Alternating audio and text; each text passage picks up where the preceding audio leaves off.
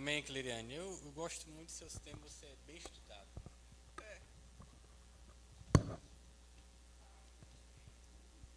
Bom dia a todos e todas. Jesus gostava muito de servir ao próximo, né?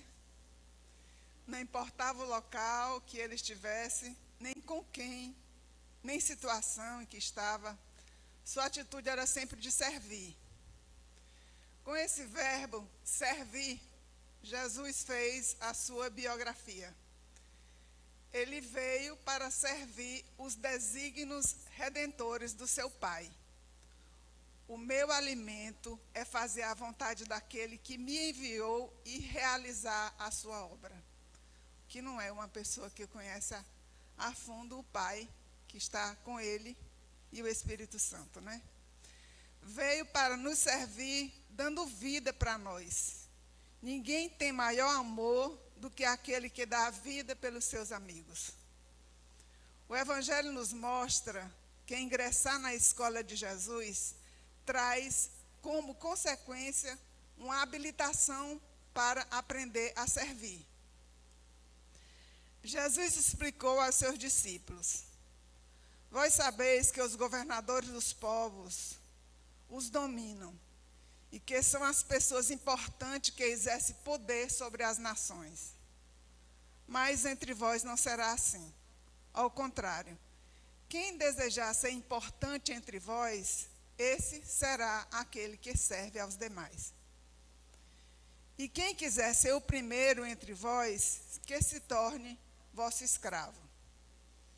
Assim como o Filho do Homem, que não veio para ser servido, mas para servir e dar a vida em resgate de muitos. Aqui nós escutamos muito do pastor dizer isso, né? Que ele é servidor e escravo da igreja.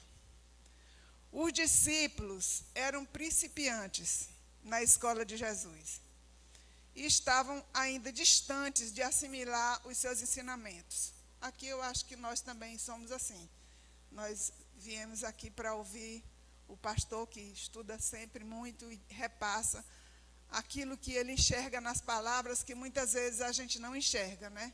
As palavras que ele sabe a origem dela e explica para a gente o que significa as palavras que estão escritas no Evangelho. Bom, os discípulos imaginaram que vinha um Cristo poderoso.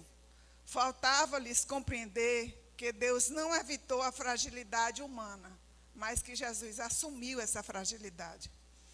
Eles estavam no caminho de entender que em Jesus, Deus veio ao mundo não para estimular a competição e buscar o poder, mas para servir. Eis a missão autenticamente cristã. O mundo estimula a busca de poder. A perspectiva geral é que quem alcança poder terá fama e glória. Costuma-se avaliar as pessoas pelo sucesso alcançado e pela riqueza acumulada. A cultura da competição providencia a oferta de atrativos e a promessa de prêmio aos mais capazes. Mas nós não somos do mundo. Ser do mundo é reagir ao que acontece de forma que o mundo quer. Viver pelos princípios e os valores que o mundo prega. Ver as coisas como o mundo as vê. O mundo ensina a sermos servidos. Jesus ensina a servir. O mundo ensina a acumular.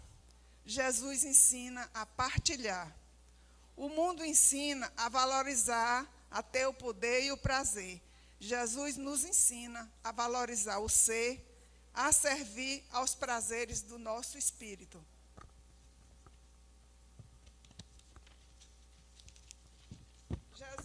Jesus disse: entre vós eu sou como aquele que serve. Como verdadeiros seguidores de Jesus, precisamos também servir os outros. Servir é ajudar os que necessitam de auxílio. O serviço cristão nasce do amor genuíno pelo Salvador e do amor e da preocupação por aquele que nos dá a oportunidade de ajudar, assim como orientação para fazê-lo. O amor é mais do que o sentimento. Quando amamos alguém, nós queremos ajudar essa pessoa. Todos nós precisamos estar dispostos a servir.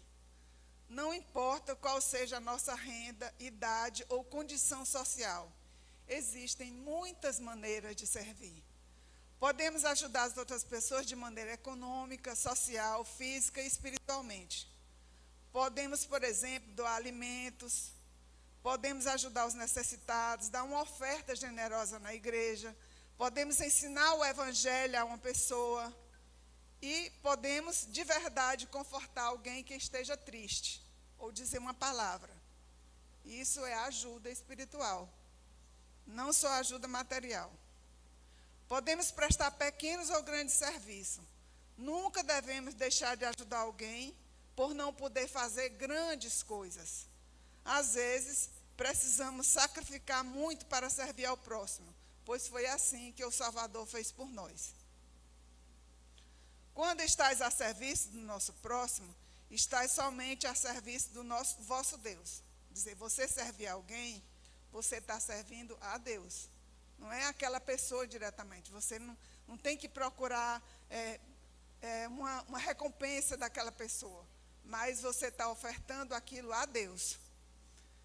Quando servimos, nós ganhamos bênçãos importantes. Ao servir, nós aumentamos a nossa capacidade de amar e nos tornamos menos egoístas. Ao pensar nos problemas alheios, nossos problemas parecem menos graves. Precisamos servir para alcançar a vida eterna. Alguns de nós ajudamos apenas aqueles que admiramos, que apreciamos, e evitamos outras pessoas. No entanto, não foi assim que Jesus nos ordenou. Não precisamos conhecer as pessoas a quem servimos. Precisamos procurar meios de ajudar tanto o Filho do Pai Celestial quanto pudermos. Servir é doar. E o sentido de doar é se entregar para fazer o bem ao outro, para que o outro tenha vida. Uma vez eu ouvi da minha irmãzinha mais nova, ela diz assim, botou um bilhetezinho para mim, eu quero que você seja feliz porque eu te amo. Para mim foi uma das melhores declarações que eu recebi na vida, porque ela não estava querendo, eu não morava lá com elas, eu morava em outro canto. Mas ouvir e receber aquele bilhete foi muito importante para mim.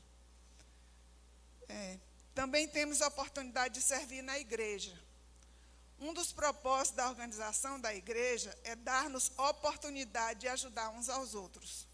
A gente deve agradecer as oportunidades de servir, porque nem todo mundo é ofertado a oportunidade de servir.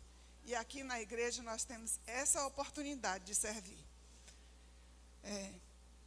Os membros de uma igreja servem fazendo a obra missionária, aceitando os encargos que são dados pelos seus líderes, visitando outros membros, telefonando, incentivando, dando aula e prestando outros serviços da igreja. Eu gostaria de trazer para vocês uma pesquisa aqui. Porém, na maioria das igrejas, 10% das pessoas faz 90% dos trabalhos.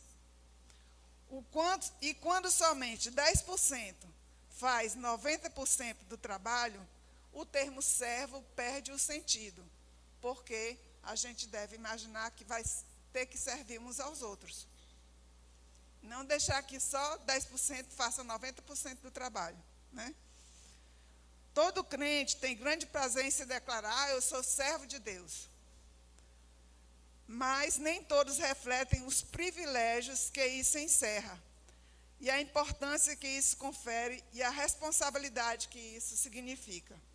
Jesus considerou-se servo de Deus, certo? Então, nós que somos irmãos de Jesus, nós também somos servos de Deus. Nós servimos a igreja e isso é uma oportunidade muito grande. Eu posso ser uma servidora e fazer meu trabalho como simples ofício, preocupado se vou ganhar, se vou receber, se as pessoas vão reconhecer o que eu estou fazendo. Mas servir não é teu emprego. Servir é o meu único ofício na vida. Minha doação para a humanidade. Minha doação por amor. Por isso, encontro sentido naquilo que eu faço, porque me dou e me entrego para servir. Devemos servir com alegria, Em geral, as pessoas acham que serão mais felizes se estão recebendo do que dando. Querem e pedem para ser servidos. Mas ser servido na vida e pelo mundo e na sociedade não acha sentido em fazer da vida um serviço. Paulo ensina a servir, não tanto como escravo, como ser obrigado, mas fazer isso, o seu trabalho, com muita alegria. Acho que a maioria das pessoas conhece essa passagem que Paulo diz. E se oferece livre e generosamente as suas habilidades, as suas forças, e se doa para algo, não a favor de um grupo, de uma parte, mas de todos aqueles que precisam de ajuda. Em Colossenses, Paulo diz: o que fizerem, façam-no de todo o coração, como se estivessem a servir o Senhor e não aos homens. Lembre-se de que a recompensa vem do Senhor, que fará a sua parte na herança. E é a Cristo, o verdadeiro Senhor, que nós estamos a servir. Nessa forma, nós devemos servir como estilo de vida, seja no ambiente da casa, com a família, seja no trabalho, entre amigos, na igreja. Nós devemos nos portar como servos, que não buscam seus próprios interesses, mas o interesse dos outros. Esse ensinamento vai contrastando com o individualismo que o mundo prega, mas remete àqueles verdadeiros discípulos de Jesus. Para que todos nós cristãos, servir não é uma opção, tampouco algo a ser encaixado em nossa agenda, mas é algo disponível. Servir é a essência da vida cristã. Jesus ensinou que a maturidade espiritual jamais será um fim em si mesmo. Crescemos para doar, para evoluir como humanidade, para sermos um ser humano melhor e cada vez mais e a cada dia, certo? Então, nós recebemos da dona Helena umas lembrancinhas que hoje ela não vai distribuir, nos deu a honra de distribuir dentro da nossa fala, e a Lília vai nos ajudar aí a distribuir essa lembrancinha com vocês, que está escrito o nome da doutora Mariana na sacolinha. Então, muito obrigada. Eu espero que a gente possa aumentar esses 10% da igreja e também possa aumentar a nossa presença cada vez mais aqui nessa casa. Obrigada.